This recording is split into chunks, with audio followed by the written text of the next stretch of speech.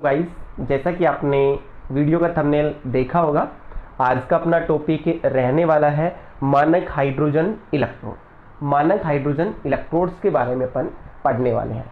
इसको शॉर्ट में SHE के नाम से भी जानते हैं, स्टैंडर्ड हाइड्रोजन इलेक्ट्रोड।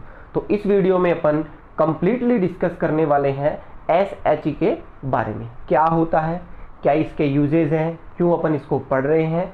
और आपको जैसा पता है क्लास 12 इलेक्ट्रोकेमिस्ट्री चैप्टर नंबर 2 का अपना टॉपिक चल रहा है। तो मानक हाइड्रोजन इलेक्ट्रोड क्या होता है, तो फर्स्टली अपन इसी को कवर करते हैं। मानक हाइड्रोजन इलेक्ट्रोड, अब कहीं ना कहीं आपको दिख रहा है इसमें हाइड्रोजन नाम आ रहा है, तो हाइड्रोजन का इलेक्ट्रोड है ये। और मानक से आपको इंडिकेट हो रहा होगा कुछ स्टैंडर्ड्स कंडीशंस है, उन कंडीशंस पे इस टाइप का इलेक्ट्रोड बनेगा। तो मानक हाइड्रोजन इलेक्ट्रोड फर्स्टली अपन क्यों पढ़ते हैं ये जानते हैं। तो जैसा कि आपको पता है जो इलेक्ट्रोड होते हैं उनका इलेक्ट्रोड विभव ज्ञात करना होता है, और किसी भी इलेक्ट्रोड का इलेक्ट्रोड विभव अकेले ज्ञात नहीं किया जा सकता, उसको पहले किसी अन्य इलेक्ट्रोड के साथ जोड़ा जाता है और सेल बनाया जाता है, और उस सेल का विद्युत वाहक बल या फिर आप ई सेल बोल सकते हो, वो कैलकुलेट करते हैं। और उसके आधार पे अपन क्या करते हैं, कोई भी धातु का इलेक्ट्रोड बना हुआ है तो उसके इलेक्ट्रोड विभव की अपन गणना करते हैं। तो उसकी गणना करने के लिए कोई ना कोई एक रेफरेंस इलेक्ट्रोड, संदर्भ इलेक्ट्रोड की आवश्यकता पड़ती है, जिससे अपन उसको कनेक्ट कर ले और उसका इलेक्ट्रोड विभव अपन को पता चल जाए। तो उनमें ही एक रेफरेंस इलेक्ट्रोड का एग्जाम्पल्स है मानक हाइड्रोजन इलेक्ट्रोड, जो अपन पढ़ने वाले हैं SHE। इसको शॉर्ट में अपन बोलते हैं SHE, स्टैंडर्ड हाइड्रोजन इलेक्ट्रोड, इसके नाम से भी इसको जानते हैं। तो सबसे पहले अपन बात कर लेते हैं इसके कंस्ट्रक्शंस की, मतलब ये बनता कैसे है, इसकी रचना कैसे होती है। तो अपन संरचना की बात कर लेते हैं, क्योंकि फर्स्ट क्वेश्चन आपका ये हो सकता है कि मानक हाइड्रोजन इलेक्ट्रोड का सचित्र वर्णन कीजिए या नामांकित चित्र बनाइए। तो उसी क्वेश्चन को अपन देखते हैं कैसे बना होता है। सबसे पहले ये बात तो आपको पता चली गई है, ये क्या है कि संदर्भ इलेक्ट्रोड होता है। तो आप लिख सकते हो यह एक संदर्भ या रेफरेंस इलेक्ट्रोड होता है। ये रेफरेंस इलेक्ट्रोड, रेफरेंस इलेक्ट्रोड है क्योंकि इसकी सहायता से अपन किसी भी इलेक्ट्रोड का इलेक्ट्रोड विभव ज्ञात कर लेते हैं। यह एक संदर्भ इलेक्ट्रोड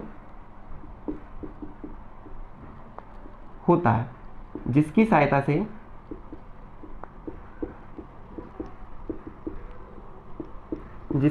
से किसी अन्य इलेक्ट्रोड का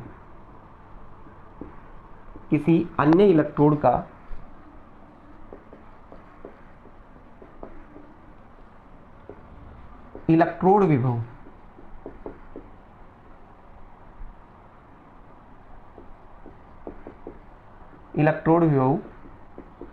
ज्ञात किया जाता है।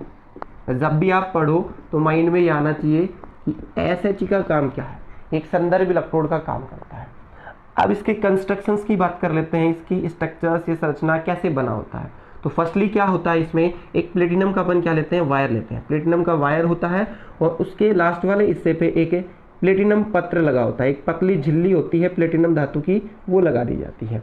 और इस धातु को और इस वायर को, ये मान लो जो प्लेटिनम पत्र लगाया है प्लेटिनम धातु का, इसको सूक्ष्म प्लेटिनम कणों से क्या कर देते हैं, लेपित कर देते हैं, जिससे कहीं ना कहीं पार्टिकल छोटे छोटे इस पे अवशोषित हो जाएंगे, कोटेड हो जाएगा। ये पत्र है तो कहीं ना कहीं जो सरफेस एरिया है, जो सतही क्षेत्रफल बढ़ जाता है, और जिससे कहीं ना कहीं रिएक्शन अच्छे से होगी।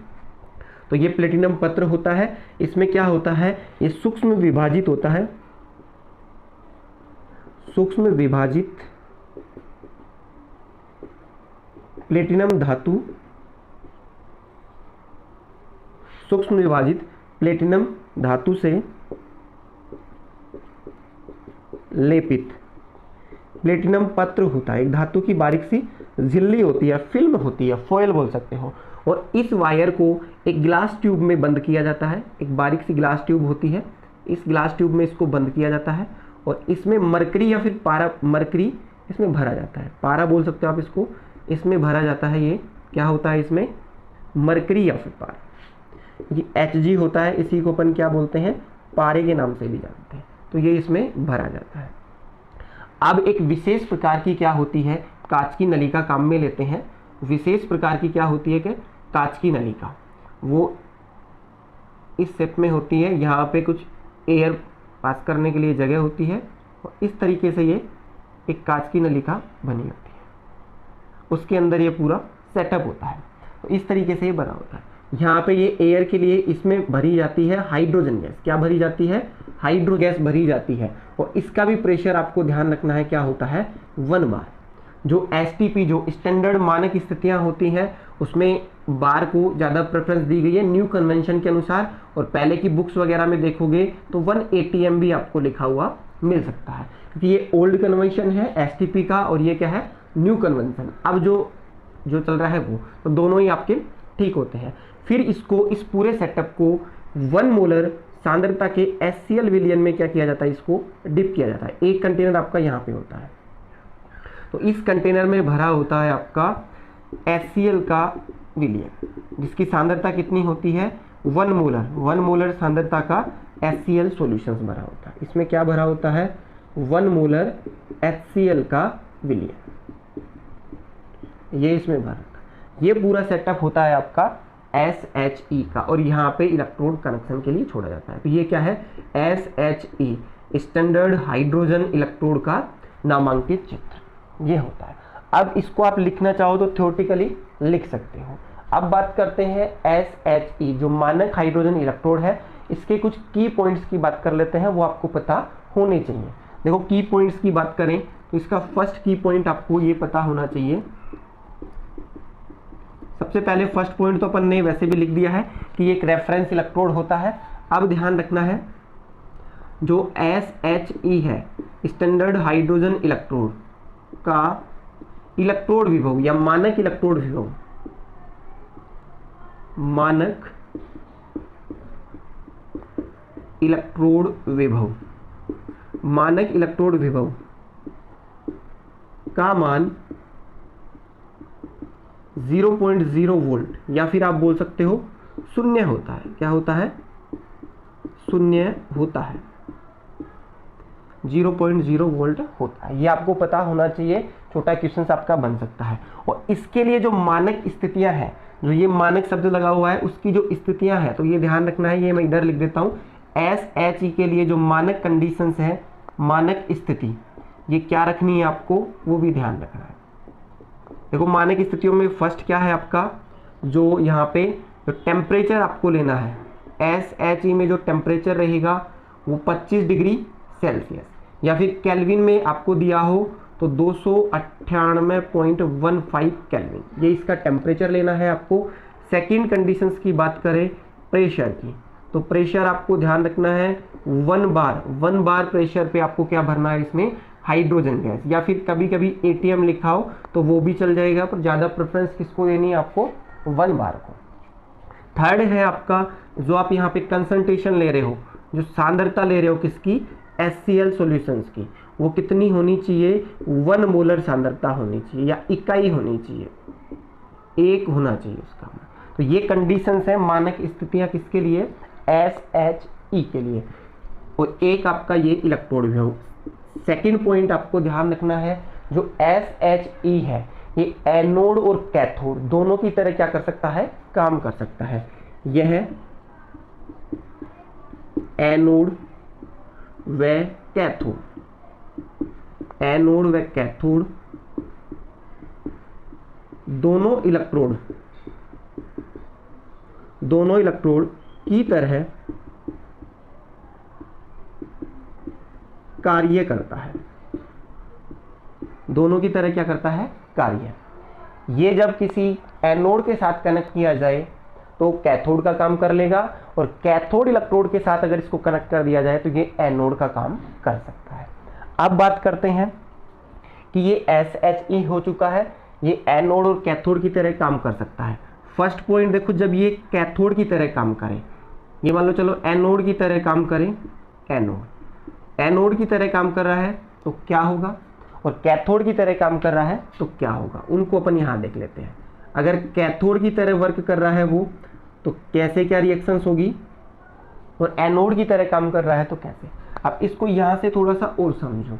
देखो इसमें क्या होता है, अपन हाइड्रोजन गैस प्रवाहित करते हैं और ये हाइड्रोजन गैस होती है इस प्लेटिनम पत्र पे, और जो पीटी का वायर है उस पर क्या हो जाती है, अधिशोषित हो जाती है, और इसका प्रेशर कितना होता है, 1 बार होता है। तो यहाँ पे क्या होता है, हाइड्रोजन गैस और इस विलयन में उपस्थित H+ आयन होंगे, जैसे HCl ले रखा है तो यहाँ से H+ आयन भी होते हैं, ये डिसोसिएट होगा और H+ आयन बनेगा। तो H+ आयन और ये हाइड्रोजन गैस साम्य स्थापित कर लेती हैं। क्या कर लेती हैं, इनमें साम्य स्थापित हो जाता है। वो कैसे होगा, जैसे ये आपका क्या है, हाइड्रोजन गैस, H2 क्या है, गैस है, ये क्या होती है, साम्य में चली जाती है किसके साथ, इस विलयन में उपस्थित H+ आयन्स के साथ, और यहाँ पे 2 इलेक्ट्रॉन्स, ये इक्वेशंस होती है साम्य में। अब बात करते हैं जब ये किसकी तरह काम करें, एनोड की तरह काम करें। और आपको मैंने कई बार बता दिया है कि एनोड मतलब वहां पे क्या होगा, ऑक्सीडेशन। तो एनोड है तो क्या होगा, ऑक्सीडेशन, यहाँ पे क्या होगा, ऑक्सीडेशन, ये आपके माइंड में होना चाहिए। एनोड मतलब ऑक्सीडेशन होगा वहां पे। तो ऑक्सीडेशन में क्या होता है कि ये हाइड्रोजन गैस है, ये 2H+ में कन्वर्ट हो जाती है और 2 इलेक्ट्रॉन्स क्या कर देती है, रिलीज। देखो यहाँ पे क्या हो रहा है, ये ऑक्सीडेशन का प्रोसेस है, अगर आपको थोड़ा बहुत आइडिया है तो, क्योंकि यहाँ पे इसका ऑक्सीकरणांक 0 है और यहाँ पे ऑक्सीकरणांक क्या है, 1 है, तो ऑक्सीडेशन नंबर बढ़ रहा है, या फिर आप ये बोल सकते हो इलेक्ट्रॉन्स त्याग रहा है। देखो इलेक्ट्रॉन्स दिख रहे हैं तो क्या है, ऑक्सीडेशन। अब बात कर लेते हैं कैथोड का काम करता है। तो कैथोड पे क्या होता है आपका, रिडक्शन। क्या होता है कैथोड पे, रिडक्शन, अपचयन होता है। तो यहाँ पे क्या होता है कि ये जो 2H+ है आपके, या सिंगल आप H+ भी लिख सकते हो, ये 2 इलेक्ट्रॉन्स को ग्रहण करते हैं और ग्रहण करके क्या बना लेते हैं, हाइड्रोजन गैस बना लेते हैं। ये 2 केवल बैलेंसिंग के लिए मैं यहाँ पे लगा रहा हूँ। तो ये क्या हो गया आपका, अपचयन हो गया, इलेक्ट्रॉन्स का ग्रहण करना। तो इस तरीके से इसमें इलेक्ट्रॉन्स मूवमेंट होता रहता है, ये हो गया। अब बात कर लेते हैं एनोड का काम कर रहा है। तो इस सेल को, इस इलेक्ट्रोड को आप निरूपित कैसे करोगे, निरूपित करना या प्रदर्शन करना, जो अपन ने इससे पहले लेक्चर्स में भी देखा था, प्रदर्शन करना, जिसमें लवण सेतु खड़ी लाइन अपन लगाते हैं। तो ये एज ए इलेक्ट्रोड का काम कर रहा है। तो इलेक्ट्रोड को कैसे रिप्रेजेंट करेंगे उसको देख लेते हैं अपन। तो सबसे पहले क्या लिखना है, देखो हाइड्रोजन ऑक्सीडेशन वाला है, H2 यहाँ पे गैस, किसमें कन्वर्ट हो रहा है, इसका आप प्रेशर भी लिखना चाहो तो कितना है, 1 बार, ब्रैकेट में आप लिख सकते हो 1 बार, और ना भी लिखो तो काम चल जाएगा। एक सीधी खड़ी लाइन और यहाँ पे क्या हो जाएगा आपका H+, क्या हो जाएगा H+, और यहाँ पे लिख सकते हो एक्वस। अब देखो इस रिप्रेजेंटेशंस में मैंने कहीं पे भी ये स्टाइकियोमेट्रिक गुणांक नहीं लिखा है, ये नहीं लिखते हैं। जब आप सेल निरूपण करो तो स्टाइकियोमेट्रिक कोफिशिएंट होते हैं, गुणांक होते हैं, उनको लिखने की आवश्यकता नहीं होती। ऐसे ही बात कर ले, इसको लिखना है तो पहले देखो क्या है आपका H+ लिख दिया, एक इसमें एक्वस, जलीय विलयन में है। अगर कंसंट्रेशन भी लिखना चाहो तो 1 मोलर होती है, खड़ी लाइन, और यहाँ पे क्या बन रहा है, हाइड्रोजन गैस, ये लिखती है। इस तरीके से आप इनको रिप्रेजेंट कर सकते हो। चाहो तो इसका जो प्रेशर दे रखा है 1 बार है, और इसका मोलरता भी आप लिख सकते हो। तो इस प्रकार से इन इलेक्ट्रोड्स को अपन रिप्रेजेंट करते हैं। अब आगे अपन बात करते हैं कि जो मानक हाइड्रोजन इलेक्ट्रोड है, ये संदर्भ इलेक्ट्रोड का काम कर रहा है। इसकी सहायता से किसी अन्य इलेक्ट्रोड का इलेक्ट्रोड विभव अपन ज्ञात करते हैं, क्योंकि सिंगल इलेक्ट्रोड के द्वारा अपन उसका विभव ज्ञात नहीं कर सकते। तो अब अपना टॉपिक रहेगा, इससे पहले आप स्क्रीनशॉट लो, इलेक्ट्रोड विभव को ज्ञात करना या मापन करना, वो अपन डिस्कस करेंगे। तो आप इसका स्क्रीनशॉट ले सकते हो।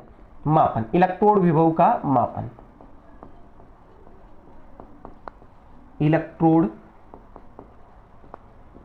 विभव का मापन।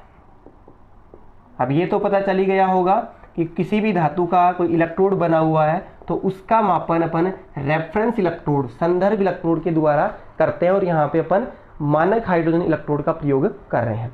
तो अपन बात कर ले, जैसे अपन मापन करें इसका, जैसे कि अपना एग्जाम्पल से ले ले अपन, जैसे उदाहरण है अपना, और इसका मापन करना है अपन को। जिंक धातु का इलेक्ट्रोड है, जिंक धातु इलेक्ट्रोड, जिंक धातु इलेक्ट्रोड लेने हैं, और इसके इलेक्ट्रोड विभव की क्या करनी है अपन को, गणना करनी है। तो इसको किसके साथ आप कनेक्ट करोगे, मानक हाइड्रोजन इलेक्ट्रोड के साथ। किसके साथ कनेक्ट करोगे, मानक हाइड्रोजन इलेक्ट्रोड के साथ। और आपको पता है जो जिंक धातु का इलेक्ट्रोड है, ये काम कैसा करता है, एनोड का, क्योंकि इस पे क्या होता है, ऑक्सीडेशन। तो यहाँ पे अपन एक सेटअप बना लेते हैं, आपको समझाने के लिए मैं ये इधर बना देता हूँ। ये अपना यहाँ पे जो आपका जिंक धातु का इलेक्ट्रोड है या जिंक धातु इलेक्ट्रोड, इसमें क्या होता है, जिंक सल्फेट के विलयन में जिंक धातु की छड़ रखी होती है। जैसे डैनियल सेल का जो अर्ध सेल था ना, वही है आपका ये। तो यहाँ पे क्या है आपका ZnSO4 है, एक्वस सॉल्यूशन है इसका, इसकी सांद्रता 1 मोलर होती थी। और ये क्या है, जिंक धातु छड़, ये जिंक धातु की क्या है, छड़ है। अब इसके साथ क्या कनेक्ट करना है अपन को, SHE मानक हाइड्रोजन इलेक्ट्रोड आपको कनेक्ट कर देना है। तो ये अपन इलेक्ट्रोड बना सकते हैं ऐसा थोड़ा सा, ये इलेक्ट्रोड बना दिया, ये पीटी का वायर लगाया है यहाँ पे, और ये प्लेटिनम पत्र, और यहाँ पे ये मरकरी का, ऐसे इसको कनेक्ट किया। और इसको अपन किससे कनेक्ट करते हैं, वोल्ट मीटर से या विभव मापी से इसको जोड़ देते हैं। और इसमें सॉल्यूशंस भर देते हैं अपने, क्या है, जो HCl सॉल्यूशन है, 1 मोलर HCl का सॉल्यूशंस अपन ने क्या किया है, इसमें फिल कर दिया है। और यहाँ से अपन हाइड्रोजन गैस, इसमें क्या करते हैं, हाइड्रोजन गैस, और उसका भी प्रेशर कितना होता है, 1 बार प्रेशर। तो इतना अपन ये सेटअप बना लेते हैं, इतना कर दिया। इसके बाद में इसमें लवण सेतु भी अपन को कनेक्ट करना होता है, तो ये अपन ने लवण सेतु भी इसमें जोड़ दिया। तो ये अपना सेटअप बन चुका है, एक सेल बन चुका है। और इससे अपन इस इलेक्ट्रोड का क्या निकालेंगे, इलेक्ट्रोड विभव। तो सिंपल सी जो बातें मैंने यहाँ लिखी है वो आप लिख सकते हो किसी अन्य इलेक्ट्रोड का, या आप लिख सकते हो जिस इलेक्ट्रोड का सिंपल सा ये लिखना चाहते हैं कि जिस भी इलेक्ट्रोड का आपको इलेक्ट्रोड विभव ज्ञात करना होता है, उसको मानक हाइड्रोजन इलेक्ट्रोड के साथ एक चालक तार के द्वारा वोल्टमीटर से जोड़ा जाता है। तो जिस इलेक्ट्रोड का इलेक्ट्रोड विभव ज्ञात करते हैं, उसे चालक तार की सहायता से या चालक तार द्वारा वोल्ट मीटर या विभव मापी भी आप लिख सकते हो, विभव मापी से जोड़कर SHE से जोड़ा जाता है।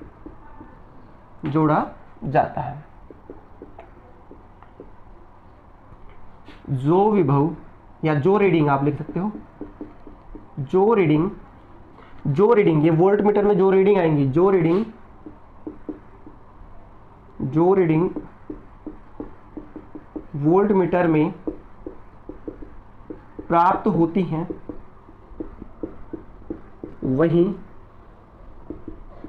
वहीं उस इलेक्ट्रोड का इलेक्ट्रोड विभव होता है,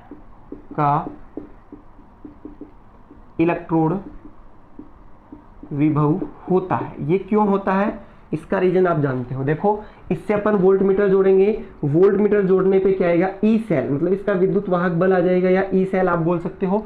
वो उसका मान जितना आ रहा है ना, वो कहीं ना कहीं इसी इलेक्ट्रोड का क्या है, इलेक्ट्रोड विभव। क्योंकि आप जानते हो SHE का मानक इलेक्ट्रोड विभव क्या होता है, 0 होता है। तो रीजंस भी आप लिख सकते हो, क्योंकि SHE का इलेक्ट्रोड विभव, सब कुछ मैं यहाँ लिख देता हूँ, इलेक्ट्रोड विभव क्या होता है, 0 होता है। ये कुछ आपको थोड़ा सा ध्यान रखना है, 0 होता है। इस कारण जो भी रीडिंग आती है वोल्ट मीटर में, वो किसका इलेक्ट्रोड विभव होता है, जो अपन ने जोड़ा है। तो सपोज करो ये एक सेटअप करने के बाद में यहाँ पे जो रीडिंग आ रही है, उसका मान आ रहा था आपका 0.76 वोल्ट। कितना आया, इतना आया। तो कहीं ना कहीं देखो, ई सेल निकालने का, इसका ई सेल निकालने का फॉर्मूला अपन ने पहले पढ़ा था। ई सेल मानक स्थितियों में ई नोट सेल अपन कैलकुलेट करते थे। वो कैसे कैलकुलेट किया जाता था, ई नोट कैथोड माइनस ई नोट एनोड। एनोड का इलेक्ट्रोड विभव और कैथोड के इलेक्ट्रोड विभव में से अपन माइनस कर देते थे एनोड का। और यहाँ पे भी अपन ध्यान रख रहे थे, कौन सा लेते थे, मानक अपचयन विभव का डाटा अपन काम में लेते हैं। तो ये फॉर्मूला है आपका। अब इस फॉर्मूले में अपन का ये ई नोट सेल का मान कितना आ गया, इस वोल्ट मीटर में कितना है, 0.76 वोल्ट। ये आ चुका है। इक्वल इनके ही बराबर रहेगा ई नोट कैथोड। अब कैथोड कौन काम कर रहा है यहाँ पे, ये तो क्या है आपका एनोड का काम कर रहा है। और ये किसका काम कर रहा है आपका, कैथोड का काम कर रहा है। तो कैथोड क्या है आपका, देखो इसका कैथोड पे क्या है, अपचयन, तो आप लिख सकते हो। और अपचयन विभव का ही डाटा लेते हैं, तो अपचयन विभव को लिखने का तरीका मैं बताया था। यहाँ पे क्या है आपका, जो यहाँ पे देखो अपचयन कहाँ पे हो रहा है, जब ये किसका काम करे, कैथोड का, तो ये काम कर रहा है, ये रहा। तो आप लिख सकते हो EH+, ये किस में जा रहा है आपका, H2 गैस में, ठीक है, ये हो गया। माइनस करना है आपको एनोड, ई नोट एनोड। एनोड देखो अब आपको पता है यहाँ पे क्या होता है, ऑक्सीडेशंस होता है। यहाँ पे जो रिएक्शंस होने वाली है वो क्या होगी, ऑक्सीडेशंस की रिएक्शंस। अगर आपको नहीं पता है तो इधर अपन लिख सकते हैं, इस सेल के लिए जो रिएक्शंस हो रही है, ये सेल बनाया है ना, इसके लिए अपन लिख सकते हैं सेल अभिक्रिया। अगर दिक्कत है तो मैं यहाँ पे लिख देता हूँ पहले ही सेल अभिक्रिया। तो सेल अभिक्रिया में देखोगे आप, एनोड और कैथोड दो बन गए हैं, सेल बन चुका है, तो एनोड वाला अपन लिख देते हैं। यहाँ पे क्या हो रहा था, जिंक का ऑक्सीडेशन हो रहा था, जिंक का ऑक्सीडेशन हो रहा है, तो उसको अपन ये लिख सकते हैं, Zn था, सॉलिड था, वो किस में जा रहा था आपका, इसका ऑक्सीडेशन हो रहा था। और साथ में यहाँ पे क्या है आपका, इसका क्या हो रहा है, अपचयन। तो यहाँ पे आप लिख सकते हो बैलेंसिंग करने के लिए 2S+, और ये क्या है आपका एक्वस सॉल्यूशन, और ये यहीं कहाँ पे जा रहा है, Zn+2 एक्वस सॉल्यूशंस में, और यहाँ पे आपका हाइड्रोजन गैस बन रही है। तो ये पूर्ण सेल रिएक्शंस मैंने लिख दी है। ये आपका ऑक्सीकरण पेयर हो गया और ये आपका अपचयन युग्म हो गया, ठीक है ना। यहाँ पे दिख रहा होगा आपको, ये ऑक्सीकरण हो रहा है आपका एनोड पे, और ये क्या हो रहा है आपका, अपचयन हो रहा है। 2 इलेक्ट्रॉन्स का ट्रांसफर भी होता है इसमें। तो ये तो ऑक्सीडेशन है आपका, और ये क्या है, रिडक्शन, अपचयन है। तो ये दोनों को मिला के रेडॉक्स अभिक्रिया हो चुकी है, पूर्ण सेल अभिक्रिया। तो इसको अपन कैसे लिखते हैं, इसका रिप्रेजेंटेशन कैसे हो जाएगा, कहाँ पे, रिडक्शन विभव का। देखो ऑक्सीडेशन हो रहा है, तो इसको आप ऐसा लिख सकते थे EZn+2, पर क्या लिखना है अपन को, अपचयन इलेक्ट्रोड विभव का डाटा लिखना है। यहाँ पे देखो ऑक्सीडेशन रिप्रेजेंट कर रहा है ना, तो अपचयन विभव का लिखना है। तो अपचयन में पहले Zn आएगा, Zn+2 ओब्लिक आ जाएगा जिंक, इस तरीके से लिख दिया गया है। ये हो चुका है। अब आपको पता है कि मानक हाइड्रोजन इलेक्ट्रोड, इसकी वैल्यू क्या होती है, 0 होती है। तो यहाँ पे 0 माइनस में क्या हो जाएगा, E0 Zn+2 और Zn, ये हो चुका है। अब इसको आप रीअरेंज करते हो तो ये माइनस के साइन को इधर भेज दो, तो इसकी वैल्यू कितनी आ गई आपकी, E0 Zn+2 और ये जिंक, तो इसकी वैल्यू कितनी आ गई, -0.76 वोल्ट। तो ये आपको ध्यान रखना है, किसका इलेक्ट्रोड विभव आ चुका है, जिंक धातु के इलेक्ट्रोड का। तो इस तरीके से अपन क्या कर लेते हैं, इलेक्ट्रोड विभव का मापन करते हैं मानक हाइड्रोजन इलेक्ट्रोड की सहायता से। अब सेकंड बात कर लेते हैं, जब ये किसका काम करे, एनोड का काम करे। उदाहरण नंबर अपन 2 लेते हैं, उदाहरण नंबर 2, उसमें अपन क्या ले लेते हैं, कॉपर, क्योंकि आपके ज़्यादातर चांस इन्हीं दोनों के हैं। कॉपर धातु का इलेक्ट्रोड, कॉपर धातु का इलेक्ट्रोड है और उसका इलेक्ट्रोड विभव आपको कैलकुलेट करना है। तो जो यहाँ पे क्या होता है कि ये जो एनोड का काम करता है, तो SHE किसका काम करेगा, एनोड का काम करेगा। किसका काम करेगा, एनोड का। तो मैं इसको यहाँ बनाने की कोशिश करता हूँ, बिल्कुल सिंपल सा है ये ना। यहाँ पे अपन, ये आपको दिख रहा है, ये प्लेटिनम का पत्र है, यहाँ पे अपन ने वायर लगा दिया है और यहाँ से वही हाइड्रोजन गैस इसमें प्रवाहित कर रहे हैं 1 बार पे, सेम बना दिया है। और यहाँ पे आपका क्या है, ये आपका 1 मोलर HCl का सॉल्यूशन। इसको कनेक्ट कर देते हैं अपन किसकी सहायता से, वोल्टमीटर की सहायता से। बस कुछ नहीं कर रहा, इस डब्बे को इधर बना रहा हूँ। उसके पीछे भी लॉजिक है, अगर पेपर में आता है तो एनोड अब कौन है, एनोड ये है, ये किसका काम कर रहा है, आपका एनोड का काम कर रहा है। और आपने पढ़ रखा है IUPAC के अनुसार एनोड को हमेशा लेफ्ट हैंड साइड में अपन बनाते हैं। और इधर आपका क्या कनेक्ट कर दोगे आप, जो आपका सेकेंड इलेक्ट्रोड है, जो किसका काम कर रहा है, आपका कैथोड का काम कर रहा है। इससे इसको अपन ने क्या किया है, कनेक्ट कर दिया है। और इसमें भर रखा है CuSO4, कॉपर सल्फेट का जलीय विलयन, एक्वस। और ये क्या है आपका, कॉपर धातु क्षण, ये किसका काम कर रही है, आपके कैथोड का काम कर रही है। और इसमें अपन ने कनेक्ट कर दिया है लवण सेतु, ये लवण सेतु है। जैसा ये सेटअप बना रखा है बस ऐसा ही है सेम। अब क्या है, आपको इसकी रिएक्शंस भी आनी चाहिए। पूर्ण सेल अभिक्रिया कैसे अपन लिखते हैं, तो पूर्ण सेल अभिक्रिया को मैं यहाँ लिखने की कोशिश कर रहा हूँ इस सेल के लिए। तो यहाँ देखना इसको, इसके लिए पूर्ण सेल अभिक्रिया, इस पे क्या होता था आपका कैथोड रिडक्शन, इस पे ऑक्सीडेशन। तो फर्स्टली अपन लिख सकते हैं जो आपका यही है, इस तरीके से जो अपन ने रिएक्शंस लिखी है वो एज इट इज आप लिख सकते हो। यहाँ पे क्या होगा, ये हाइड्रोजन गैस है आपकी, ठीक है, हाइड्रोजन गैस है, और साथ में इसमें क्या है आपका ये Cu+2 आयन एक्वस में है, इस विलियन में जो Cu+2 आयन है, रिएक्शंस होगी तो इसका तो क्या होगा, ये एनोड का काम कर रहा है, ये एनोड का काम कर रहा है, तो ऑक्सीडेशंस वाली रिएक्शंस ये होगा, तो ये कन्वर्ट हो जाएगा 2H+ एक्वस में, और इसका क्या होगा, अपचयन होगा, तो ये किस में जाएगा, कॉपर सॉलिड में। ये पूर्ण सेल अभिक्रिया हो गई है। देखो ये ऑक्सीडेशंस वाला और ये अपचयन वाला पे है, ये ऑक्सीडेशंस और ये आपका रिडक्शंस। अब अपन इसके लिए क्या कैलकुलेट करते हैं, E0 सेल, ये सेल बन चुका है, इसके लिए E0 सेल कैलकुलेट कर रहे हैं, तो क्या हो जाएगा, E0 कैथोड माइनस क्या होगा, E0 एनोड। तो जैसा E सेल वैल्यू की इसमें जो वोल्ट मीटर में रीडिंग आती है वो कितनी आती है, इसमें जो रीडिंग आई है वो कितनी है, 0.34 वोल्ट। कितनी आई है ये वाली रीडिंग्स जो ऑब्जर्व की है उसमें कितनी आई है, 3.4। कैथोड क्या है आपका, अब आप लिख सकते हो, अपचयन विभव का मान लिखना है तो अपचयन को कैसे, कैथोड कौन है आपका, ये रहा, तो अपचयन को ही दिखाना है इसमें, तो Cu+2 ओब्लिक किस में जा रहा है, Cu सॉलिड में, माइनस एनोड पे क्या है, इसमें भी आपको अपचयन विभव की तरह ही दिखाना है, तो क्या है H+ और यहाँ पे H2 गैस। इसका आपको पता है कितना होता है, 0। SHE का इलेक्ट्रोड विभव का मान क्या होता है, 0, तो कहीं ना कहीं यही बचेगा, E0 Cu+2 कॉपर सॉलिड, इसका मान कितना आएगा आपका, 0.34 वोल्ट, ये वैल्यू आ चुकी है। तो इस तरीके से अपन किसी भी इलेक्ट्रोड विभव का मापन कर सकते हैं संदर्भ इलेक्ट्रोड, मानक हाइड्रोजन इलेक्ट्रोड के द्वारा। इस तरीके से अपन कैलकुलेट कर लेते हैं। अब इसमें आपको 2 पॉइंट देखो, आपको ऑब्जर्व हो रहे होंगे, दिख रहे होंगे, उनको मैं यहाँ लिख देता हूँ, वो आपको ध्यान रखने हैं और उसको अपन एक्सप्लेन भी करेंगे। देखो जब आपका जो SHE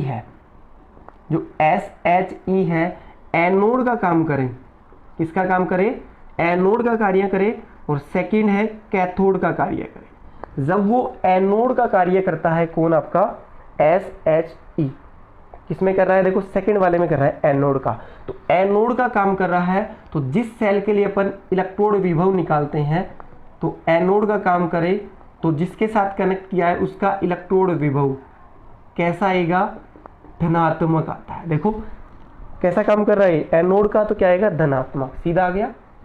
और अगर ये कैथोड का काम कर रहा है SHE, तो इलेक्ट्रोड विभव कैसा आएगा आपका, ऋणात्मक। कैसा आता है, नेगेटिव। देखो कैसे, यहाँ पे देखो, इसी को आप देख लो, ये कैथोड है तो इसकी मान क्या जाएगा आपका, 0, इसका मान 0 हो जाएगा, बचेगा क्या, इसको अपन सिंपल ऐसे लिख सकते थे ना, E0 एनोड माइनस क्या हो जाएगा, E0 सेल। तो बस सिंपल सा डाटा ये आपको ध्यान रखना है। तो ये अपन ने कंप्लीट किया है मानक हाइड्रोजन इलेक्ट्रोड, और उसके द्वारा अपन इलेक्ट्रोड विभव का मापन कैसे करते हैं। तो थैंक यू फॉर वॉचिंग।